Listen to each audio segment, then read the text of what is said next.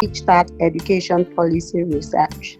Teachtact Education Policy Research is an initiative where we have private interviews with different stakeholders in the education sector around the world and get their opinions on necessary policies needed to boost the education sector of the developing countries, especially Sub-Saharan African countries. My name is Yetunde Olasoji. I'm the head of training at Teachtact, and I'm glad to be your host.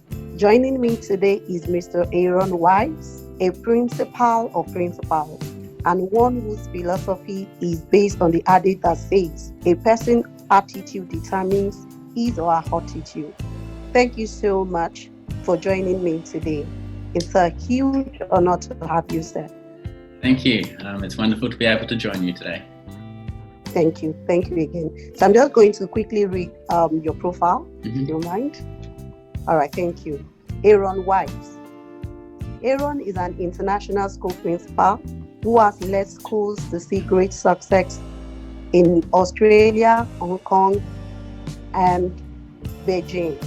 He also works as a consultant to principals and schools around the world, and is the co-author of the book, The Focused Principal. Aaron is a firm believer that a person's character will determine their success above all else. Because of this, schools have a responsibility to promote not only academic success, but also those things which genuinely matter for each student's future. So welcome with me again, Mr. Aaron Wise. Thank you. Thank you so much. So I'll just go straight into the questions. Now, my first question goes this way.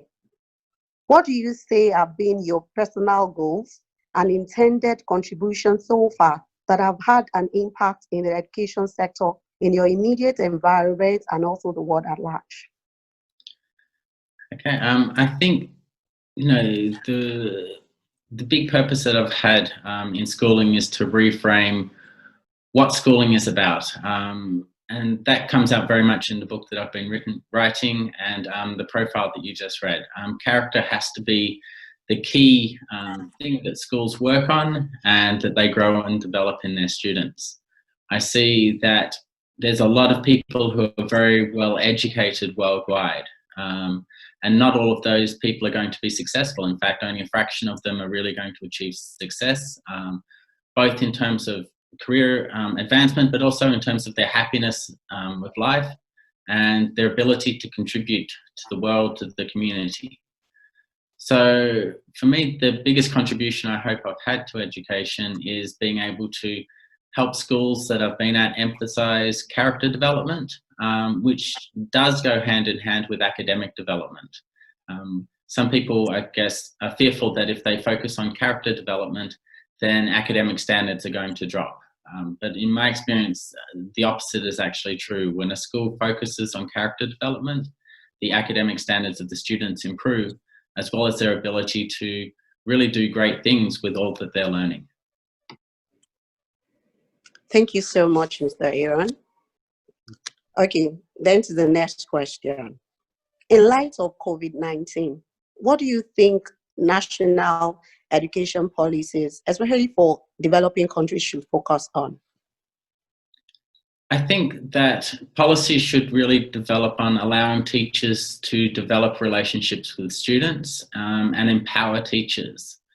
As a principal, I suppose I see my role is to enable teachers to do their jobs.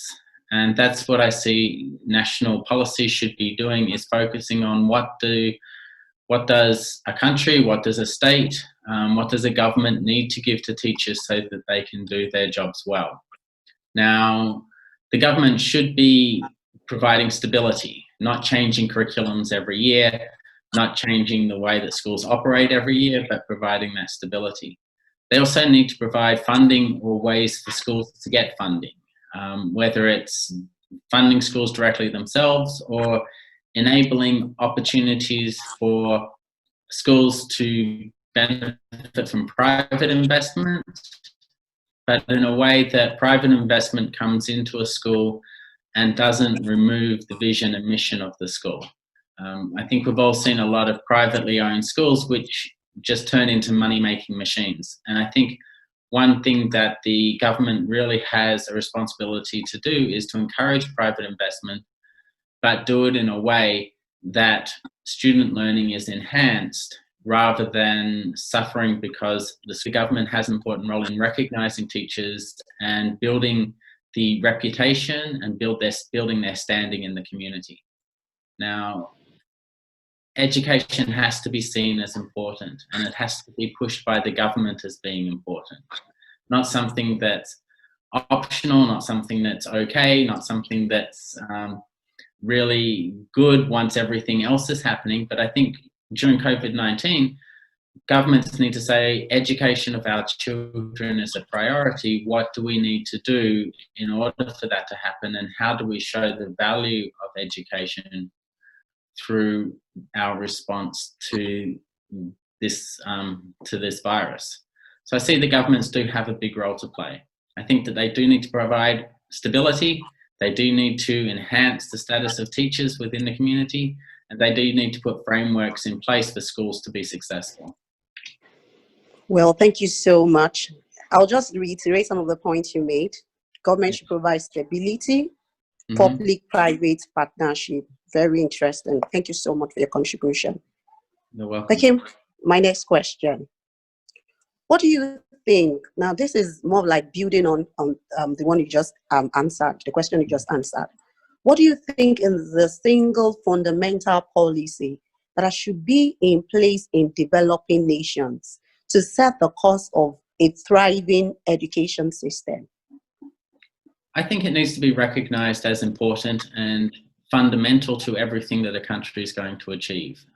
If I can use the example of China, I think very early on, back in 1977, they came up with a list of 4 things that their country needed to be or to do in order to be successful on the world stage.